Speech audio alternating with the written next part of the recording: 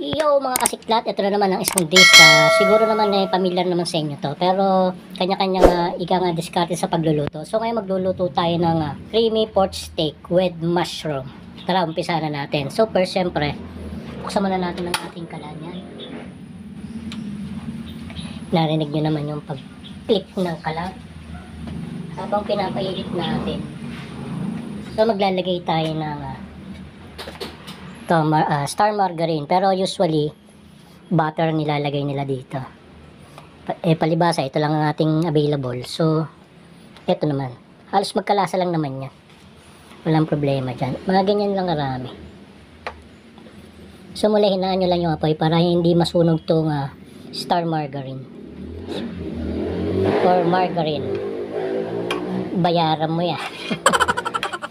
Yan. Okay na yan. Tignan muna natin itong onion na bilog. Set aside din natin yan. Siyempre para lang din makakuha yung lasa niyan. Pero meron pa tayong sibuyas na igigisa talaga.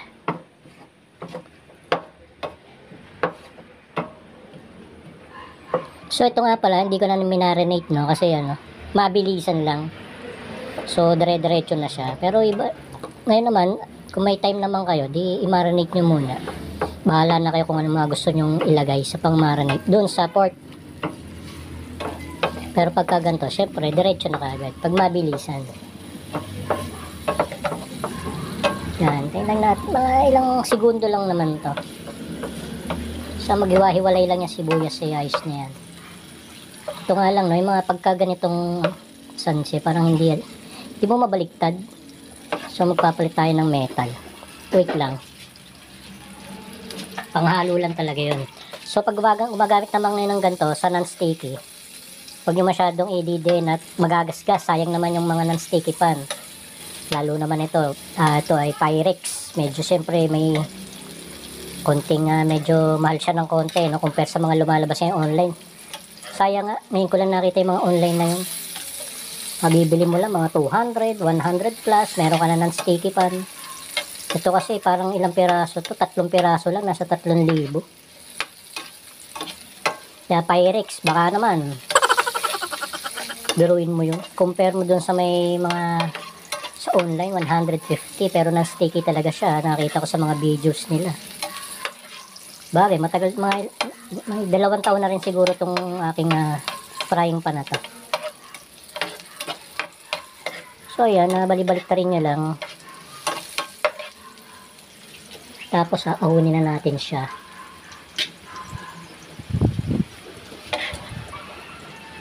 Dahil mamaya na may babalik din natin siya.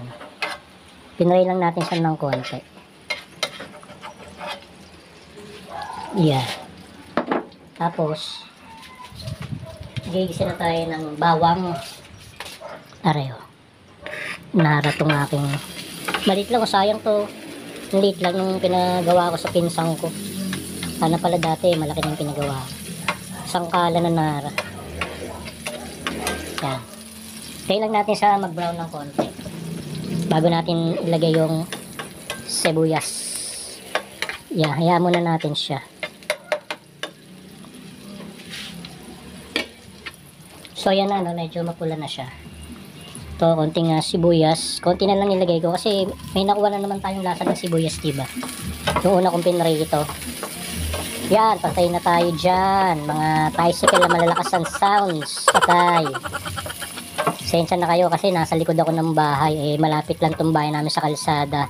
Kaya rinig yung mga gargal ng mga sasakyan, tahol ng aso. Wala, ganun talaga. Yan ang aking lugar.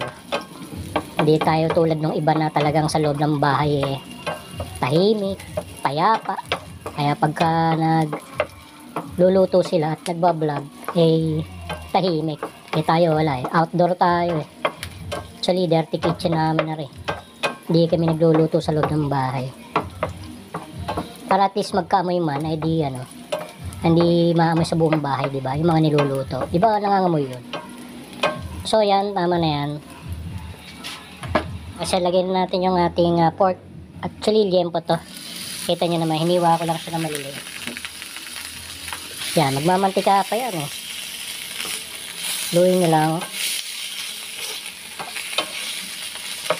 Buga, kumuha lang tayo ng konting lasa ng margarine niya, diba? Sabi ko nga iba, butter. Nanaya muna natin siyang pumula, yung side nila, bago natin ulit siya sasahin mamaya, balibalik ta rin.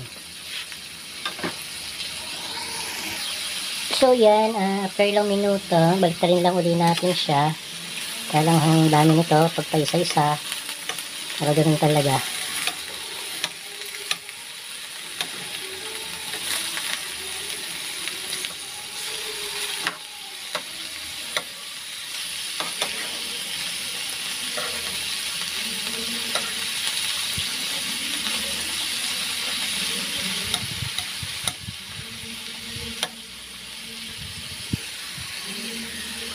Natin ang tinidor para mabilis.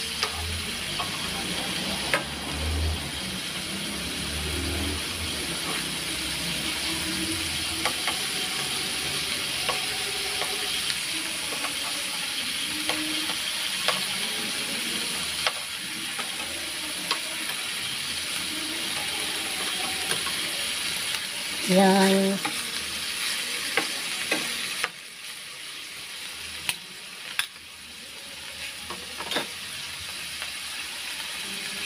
So, hintayin lang uli natin siyang pumulan ng konti, no?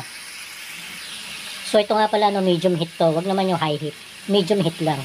Masunog naman din yung mga bawang at sibuyas. Kasi lumalabas na yung mantika niya.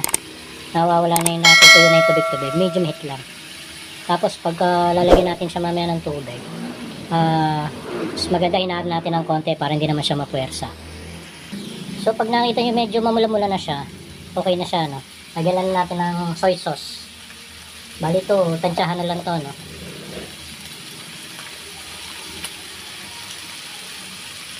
Ayan, 2 tablespoon and a half.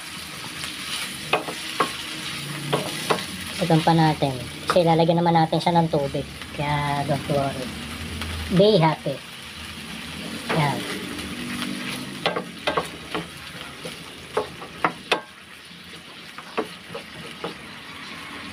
So, yun na muna. Kasi nga, lalagyan na natin siya ng tubig, no? Ito mga 2 cups. Tansya ko lang yan, pero 2 cups. Yan, huwag lang hindi lumubog. Pero huwag nyo lalahat. Yan. Tapos pakukuloyin lang natin, no? Hanggang sa lumambot siya. Luwan natin ng konti.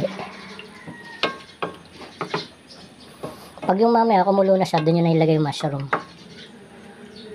Tsaka yung all-purpose cream.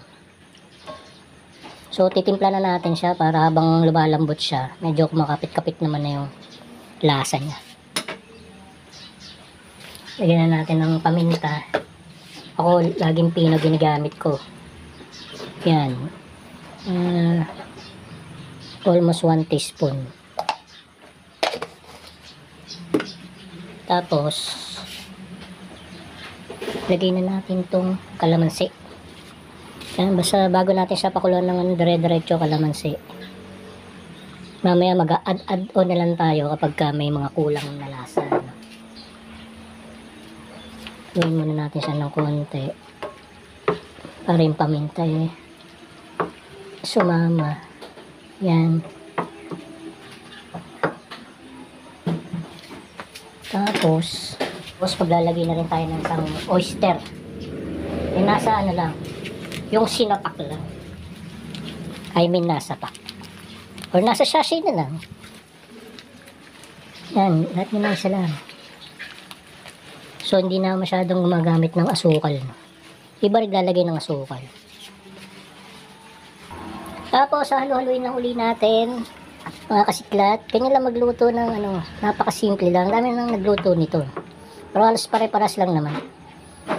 Nasa pagtatansya na lang ng mga nilalagay na ingredients, di ba? Bagay, kanya-kanya rin naman panlasa tayo. Pero ito yung mga madalian na sabihin basic.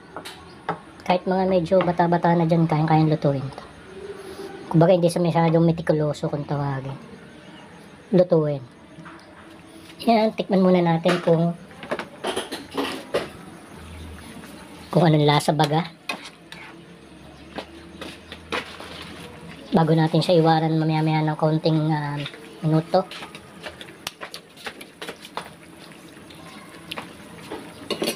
Parang sakto-sakto na.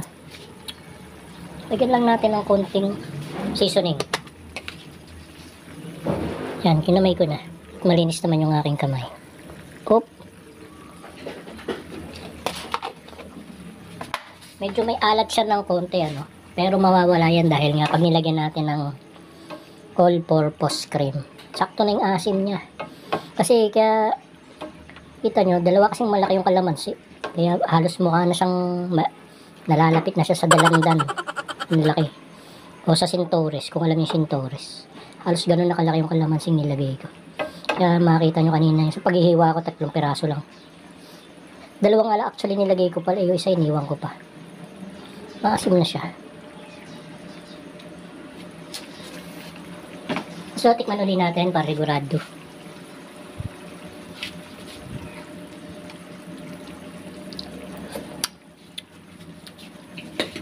Ayos na siya. Wait lang, balik rin lang natin ng konti.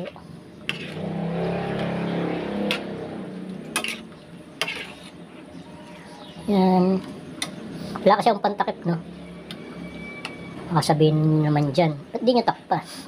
Sorry naman po, wala po kasing pantakip tong aking ano na to. Kita nyo gano'ng kamahal, no? Pero walang pantakip. Yung dalawang pot, ay isa lang pala meron, yung isa wala. Itong frying pan, walang takip. Yan na. So yan, lalagyan na natin yung mushroom. Nabili ko lang din lang sachet uli, hindi na sinapak. Yan, alam niyo na kung anong sino may gawa niyan. Kunti lang pala talaga yun. Dapat pala iniwa ko, no? Sorry. Yan, next time. Kasi itong niluto ko na to, base lang sa anong meron dito sa amin. Sa aming kusina. Eh, nakita ko, meron nga pala akong binili dating ito, mushroom. Dapat yan sa broccoli. Hindi mo nakabili ng broccoli, tsaka ng baka. O dapat pork broccoli. Dito lang tayo napunta sa creamy pork steak with mushroom. Yan. Actually, lagyan natin yung all-purpose cream. So, lalagyan natin to all-purpose cream. Alam niyo na kung sinong gumawa niyan. Packaging pa lang. Ito, 25 ml. Pero hindi natin ilalahat, no? Tatantyahin lang natin. Siguro mga kalahati. Yun na muna. Lagi lang tayong adds on. Yan, parang sarap na yan. Wow, mamatay ka sa inggit, George. Sabi nga niyo ba, idol babalo. Wow. Parang burger steak, pero kumbaga hindi lang patty, no? Parang steak na siya.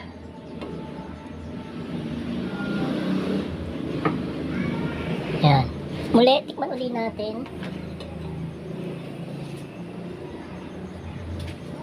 Kahit hindi pa siya kumukulo, ayos lang yan. Konti pa. Konti pang all-purpose cream. Yan. Tama na yan, George. Haluin lang natin, George. Diyos ko po, Rode. Sarap na neto. Lala talagang pantakip, George. Panginig ka ng laman, George. Basta ito. Yan. Ganyan, rinig ka agad yung ng motor. Sorry naman. Yan, palalambutin lang natin ng konti yung Vavoy, as in V. Tapos, pag malambot na sa, okay na yun. So, balikan natin siya mamaya. So, yun, nakahanap pala ako ng pantakip, no, sa lumang kasirola namin. Ito na lang. So, ano natin, estimate natin siguro mga 10 minutes, no. Yun, di ba nakita nyo naman kumukulo na naman ng tinakpang ko. 10 minutes sa low heat. Estimated lang, syempre depende naman yan sa parte ng baboy kung ano nabibili nila. Lalo kasi may mga part kasi na matigas, yung pork chop, di ba? Matigas ang laman nun. So, after 48 hours, tingnan po natin siya. Yan, medyo lumapot na nga ang kanyang sabaw. Okay na to. Kasi masarap din ang, gusto ko maraming sarsa. Nasa inyo na po yan, ha. Depende po sa inyo kung gaano karaming sarsa ang gusto nyo. Pero ako, goods na sa akin to, mga kasiklat. Malambot na yan. Sige, ito try natin. Para naman sabihin na naman eh. Malaman natin yan sa taba. Ito pa. Yung laman. Lambot na ho siya, okay? Okay na ho yan. Lagyan na natin yung sibuyas kanina. Yung ating napakaraming sibuyas. Konti lang pala, dapat nga pala. Lit lang kasi na sibuyas na ano ko, dapat pala, tatlo. Dami, no? Daming sibuyas na nailagay ko. Sa isip ko. Yan, haluin lang natin sa mga isang minuto siguro, o mga ilang segundo. Para lang mano yung sibuyas. Kailangan kasi mapakulo. O, naprito na natin siya, pero maganda yung pakukulam mo rin siya ng isang minuto. Para kontra yung sira. Alam nyo ba, lahat ng niluluto natin, yung iba kaya madaling masira. Dahil konting parang minuto, oras nyo lang pinakuluan. Minsan siguro, mamadali nga. Pero kasi ang sikreto nitong mga gantong luto, lalo na ito, madaling masira kasi mayroong all-purpose cream. Kailangan lang pakuloy nyo na matagal. Medyo tatagal ang buhay nito. Kahit tinilagyan siya ng suka. Kasi diba suka parang gagang preservatives. Basta pakuluan nyo lang ng matagal. Pag napakuluan nyo ng matagal, medyo matagal na rin siyang masisira. Pero pag yung saglit na kulo lang, tapos inahon nyo na, delicates, lalo't pag hindi nyo nailagay sa rep. So, iwanan ko muna, no? Kulang-kulang 1 minute. Tik na. Okay na yun. Patay na natin to. Yun, ang mga tricycle. Diyos ko po, Lorde. Pasensya na kayo. Okay na yan. Patayin ko na. Yung apoy.